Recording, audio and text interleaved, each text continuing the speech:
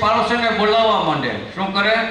એ હાલો હાલો ભાઈ, અમારી ઘરે ચોર આવ્યા છે, કાંઈ ખજાનો લૂંટી જશે, હાલો હાલો હાલો કરી બૂમાબૂમ કરી મૂકે એટલે ઓલા ચોર ભાગી જાય.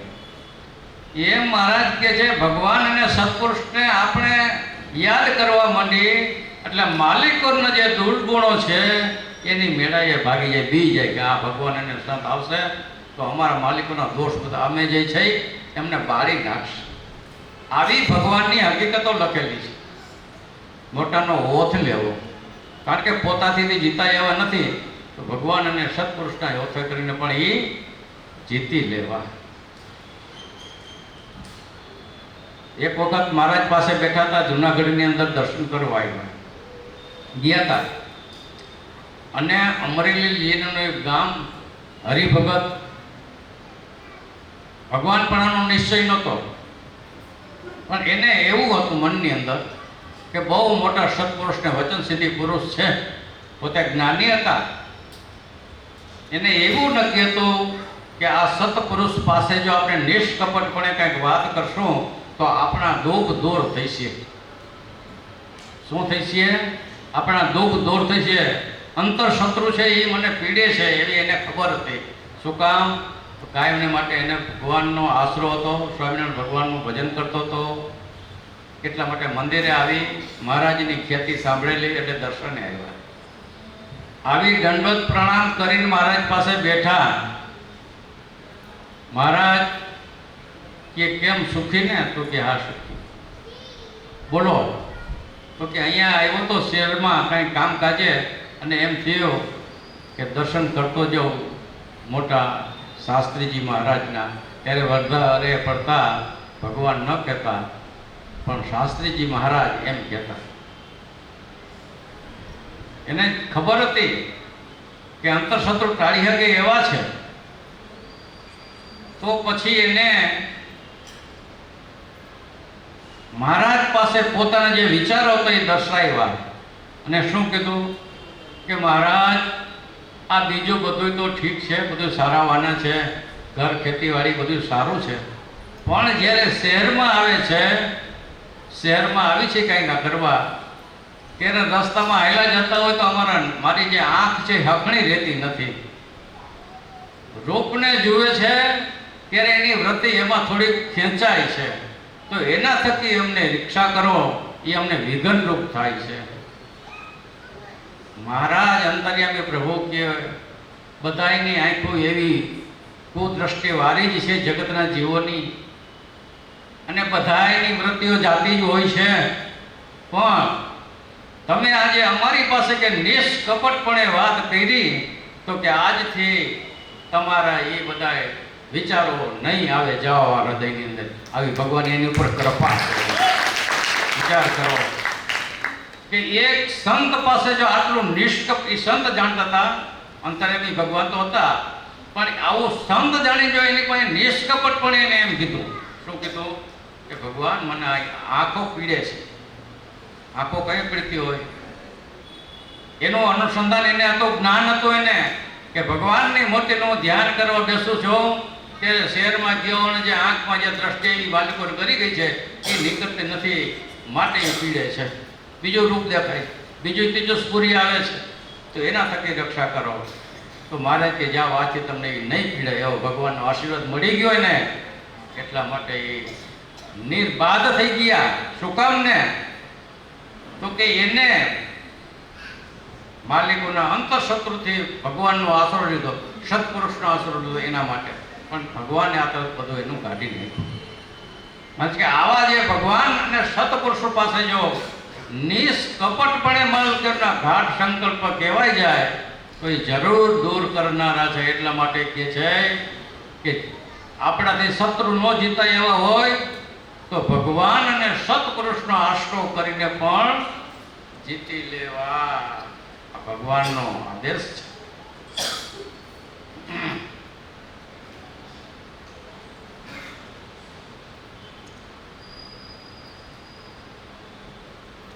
અજ્ઞાનથી બીજું કમાવાય છે, પણ સાચું કમાવા વિવેક શીખતા નથી. આ જીવ કાદવની બાગડ થઈને કાદવમાં પડ્યો રહે છે, પણ હંસ થઈને મહાસરોવર રૂપી ભગવાન અને સંત તરફ જતો નથી. જીવ બીજે ઢરડા કરે પણ ભગવાન અને સંતની વાતમાં આવીને ઊભો રહે છે ને ખરા લાભને ઓળખતો નથી. જ્ઞાનની સમજણથી બહુ ઊંચું છે, પણ આ સ્થિતિને આ સમજણ કર્યા વગર કોઈ કાળે છૂટકો થવાનો નથી. તો પછી મહારાજ કે આપણે આ જન્મને છેલ્લો જન્મ કરી લેવો છે તો શું કામને આવું જ્ઞાનને બળ ન શકી અને ભગવાનને શા માટે ન વસાવી લઈએ? આજે આપણે કેટલા ઢળ્યા કરી છે વિચાર કરો. જેની જે સ્થિતિ કોઈ 4 કલાક, કોઈ 12 કલાક, કોઈ 18 કલાક ઢળ્યા કર્યા જ કરીએ છીએ. શું કામને? તો કે દેહના પોષણ માટે. શેના માટે? દેહના પોષણ માટે. સારું મકાન જોઈએ છે, સારી ગાડી જોઈએ છે, જીવન સુખી જોઈએ છે, શરીર નિરોગી જોઈએ છે, બધું જોઈએ છે. એ સારું દિન રાત આપણે એના માટે મૈઠા કરીએ છીએ. સાચું સુખ જેણે દેહનું માન્યું છે એ અજ્ઞાની જીવાત્મા છે કે એ એમ કર્યા જ કરે છે, એમ કે શાસ્ત્રકારો.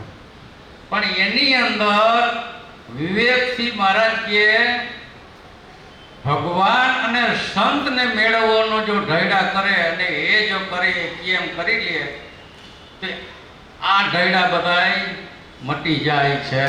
બાકી બીજું કાંઈ કરવાનું છે નહીં.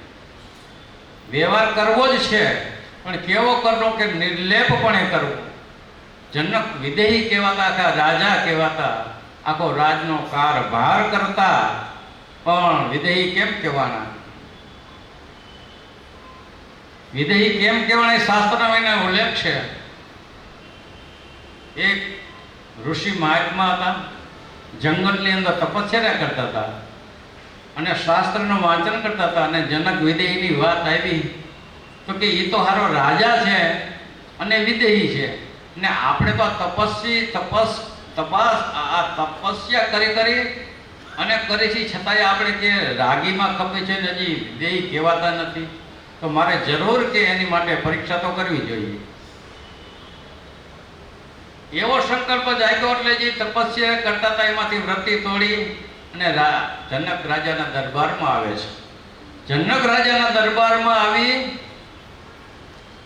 અને મુલાકાતનો સમય ગોઠવીને પછી કહે છે, મળ્યા પછી બેઠક કરી પછી કહે છે કે એ તો બધું ઠીક છે, પણ આ તમે જે વિદેહી કહેવાઓ છો, આ રંગ રાગમાં પડ્યા છો, છતાં તમે વિદેહી કહેવાઓ છો, એ વાત કંઈ અમને સમજાતી નથી. તો કે એનો ઉત્તર તમને બપોર પછી આપશું, કે અત્યારે નહીં.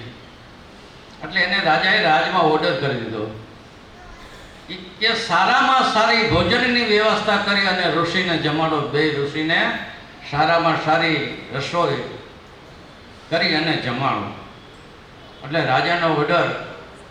એટલે રાજાના જે ચાકરો હતા, ભગવાનના એ રાજાના કહેવાથી એને એ બધી ગોઠવણી કરી જે રાજાના ઓર્ડર પ્રમાણે, અને જમાડવા બેઠા. બધાએ 32 જાતના પકવાન મીઠાઈ બધું મેલી થાળ ફર્સ્ટ ક્લાસ કર્યો. જમતા જમતા યાદ પણ કરીને જરા નજર આમ અધર વહી ગઈ, આમ નજર અધર ગઈ. તો અધર રાજાએ એવી ગોઠવણી કરી હતી, ઉપર પથ્થરની શિલા હતી, ઉપર પથ્થરની શિલા એ આમ હલે, પડે એમ નહોતી, પણ આમ હલે. હવે નજર વાં વહી ગઈ કે આ જો હમણાં માથે પડશે તો આ તો મારી નાખશે. હવે આમાંથી જે વૃત્તિ હતી જમવાના સ્વાદની એ કાંઈ ખબર ન પડી, નજર માં વહી ગઈ.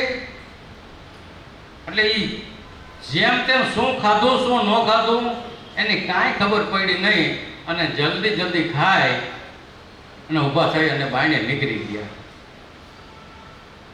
એ પછી બપોર પછી પાછા આવ્યા તો કે તમે સારી રીતે જયમાન ભોજન તો આહાર કર્યો ને? તો કે શું આહાર કરે કે ઓલી માથે આમ લટકતી હતી, એ માથે પડે તો મારી નાખે કીએ.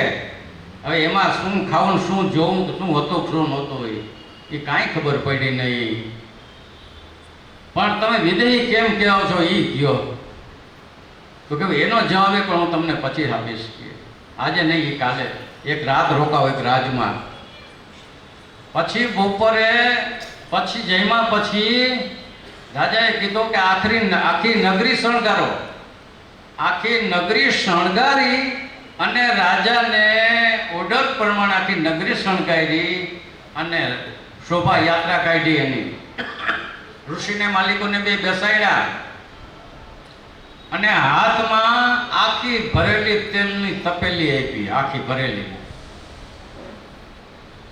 અને રાજાનો ઓર્ડર એટલે એના ચાકરોએ કીધું જો આ તપેલીમાંથી તેલ ઢોરાશે તો તમારા શેર કાપી નાખશે સિપાહીઓ, એટલે એનો જરા ધ્યાન રાખજો, બીજું કાંઈ નહીં, તમારું શીશ કાપી નાખશે આ સિપાહીઓ, તો એનું ધ્યાન રાખજો.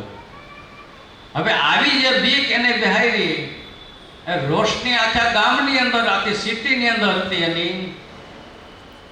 પણ હવે હાથને તપેલા માકો થઈ જાય તો ઢોરાઈ જાય તો મૃત દેખાતો તો મૃત્યુ એને ભેગું. હવે આ શોભા બેરે લઈને જાય છે, નગરી સુશોભિત છે, પણ દ્રષ્ટિ કરીને ક્યાંક આમાંથી ક્યાંક વાંકી થઈ જાય તો આ વ્રતિ એમાં વહી ગઈ, ક્યાં તપેલીમાં. હવે તપેલીમાંથી વ્રતિ આગી જાય નહીં તો પછી બીજી રોશની જોવી કહીએ, કેવો શણગાર થયો છે, શું રોશની છે, શું કાંઈ. હા, એ આખી નગરની યાત્રા કરીને પાછા આવ્યા ત્યારે પાછો રાજાએ પૂછ્યું કેમ નગરની શોભા કેવી ગતિ ઋષિમુનિઓ. હવે શું શોભા હતી, તપેલી સિવાય કાંઈ દેખાતું નહોતું, કે ખાલી તપેલી દેખાણી છે, બીજી શું શોભા જોવી. પણ તમે વિદેહી કેમ કહેવો છો એ કયો. તો રાજાને વિચાર આવ્યો કે હજી આ વાતને સમજ્યા નથી. પછી રાજા કહે હવે સાંભળો, તમે જમવા બેઠા અને તમને એક સ્વાદની કોઈ કંઈ ખબર ન પડી તો શું વાંધો પડ્યો. તો કે માથે આ શીલા હતી મારી નાખશે એની બીક હતી, અને હાથમાં તપેલી હતી એ જો પડી જાય કે ઢોળાઈ જાય એમાંથી તો પણ મરી જવાની બીક હતી. પછી રાજા કહે છે, વિદેહી જનક વિજયી કહે છે કે એ તો બધું તમે તપશ્ચર્યા કરો છો એ બધું ખરું, પણ તમને મોતની બીક કેટલી છે એનું આ સાબિતપણું છે કે આટલી તમને મોતની બીક હતી માટે ક્યાંય તમારી વ્રતિ ગઈ નથી. મોત નજરે દેખાતું હતું માટે. તો કે એમ મને કાયમને માટે કાળની બીક લાગે છે. શેની બીક લાગે છે? કાળની બીક લાગે છે. કાળ કઈ કોરિયો કરી જશે એ મને ખબર નથી, એટલા માટે હું રાજ ચલાવું છું, જે કરાવું છું, પણ ભગવાનથી એટલો ડરી કે કાળ કઈ કોરિયો કરી જશે એ મારી વ્રતિને ક્યારે ભગવાનથી છેટી જવા દેતો નથી. ત્યારે ઋષિ મુનિઓને એમ થયું, ઓહો, રાજ કરે છતાં પણ એની વ્રતિ ભગવાનમાં છે. તો એટલા માટે શાસ્ત્રકારો એમ બતાવે છે, દ્રષ્ટાંતો એમાં એટલા માટે આપે છે કે વાત બધાને સમજાય એટલા માટે. એમ જો ભગવાન અને સત્પુરુષની બીક, ભગવાનની બીક એવી રાખવી કે હું જે કંઈ કરું છું એ ભગવાન જોવે છે, બાકી કોઈ જોતો હોય કે ન જોતા હોય, પણ ભગવાનની દ્રષ્ટિ બાઈને કાંઈ છે નહીં. આવું જેને અંદરથી દ્રઢતા થઈ જાય તો મારે કે નહીં કોઈ દિવસ ભગવાનને સત્પુરુષને મૂકે નહીં. પણ અહીંયા કામ કોણ કરે છે? વિશ્વાસ અને મારા પણ હોય તો કે આ ભગવાન અને સત્પુરુષો મારા છે માટે મારું કામ. હવે આપણે એક નિષ્કપટપણાની અને ભગવાનના શત્રુ અંદરના શત્રુ જીતવાની વાત આવી અને પાપના દોષનું નિવારણની વાત આવી એમાં. પણ એક આપણે જો તમને કદાચ ઘણાને ખ્યાલ હોય ને ઘણા ઓળખતા પણ હોય, બહેરીનની અંદર અમે જ્યારે સત્સંગ કરતા બહેરીનની અંદર તે સમયે